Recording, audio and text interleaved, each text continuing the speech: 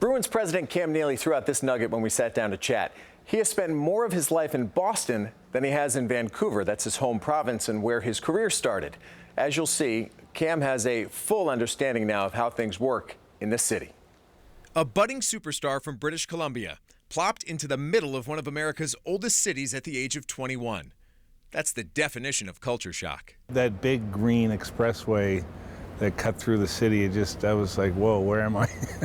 Before the big dig, before TD Garden, the downtown renaissance, Cam Neely carved a path to a Hall of Fame career. 10 years with the Bruins, 3 times scoring 50 or more goals in a season, 2 trips to the Stanley Cup final. His legacy was cemented. Bruins legend, Hockey Hall of Famer. Has it been harder to be an executive than it was to be a player? And in that regard, is it more rewarding when you do achieve some success?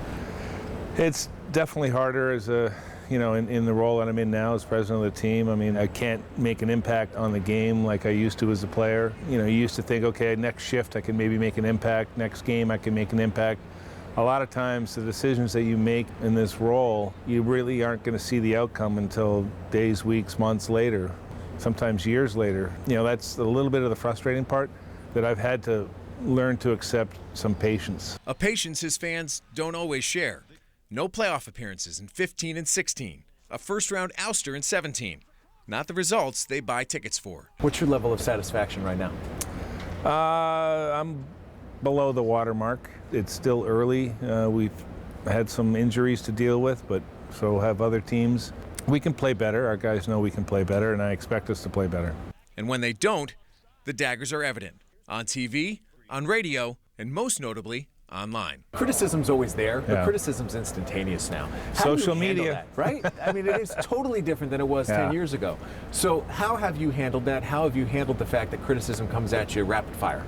Well, sometimes it's, you just have to realize that it's easy for people to do that now without having to be accountable for what they say or what they text or what they type or what they post. A lot of times it's very anonymous, but sometimes it's not, and it goes with the territory. I mean, back when I played, if I didn't play well, fans might be talking amongst themselves how much I sucked, but it wasn't out there in the social media world. Now, everything's out there, and it is instantaneous. Have you downshifted a little bit? Because I most notably have been aware of the fact that you don't do your interview with Felger and Maz as much anymore, right? That jumps out to me as something that you don't do that I used to enjoy listening to. What was the conscious decision about that? Well, my last interview a couple of years ago that I did, I got a little too wound up, and I threw an F-bomb out there on radio, which they had to beep. It's more about stirring the pot than really finding out information, which I wasn't proud of. So I don't have a problem doing those interviews, but I know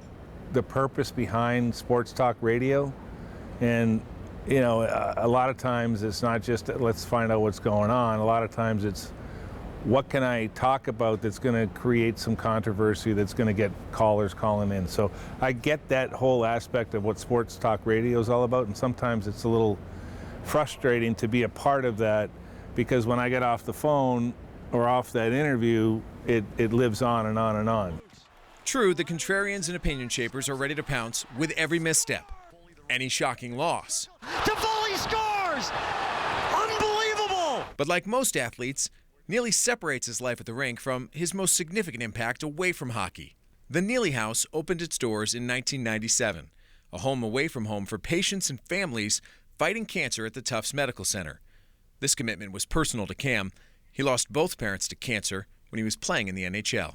When cancer struck my family, I geared most of my energies towards cancer-related causes, and I said, well, if I'm going to be doing this, why not make it something that I feel is a need, what I saw with my family. So started raising money to build the Neely House in memory of my parents. The support just kept coming and coming, so we've done a number of different other projects and programs that are helping people today.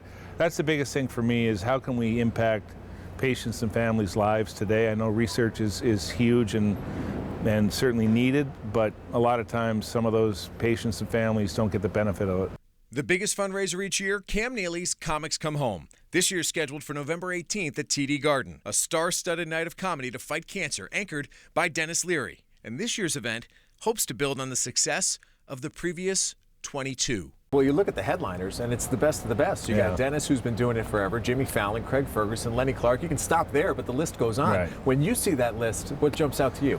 Well, it's just I'm honored that all these great comedians will donate their time, come to Boston, and get up in front of a great audience to help raise money for my foundation and cancer patients. So I'm just honored and blessed that these guys feel that this is something they want to do. And just as this is a great sports town and great sports city, this is great city for comedy too. You can buy tickets to Comics Come Home by visiting Ticketmaster.com. The show starts at 8 o'clock on Saturday night, November 18th.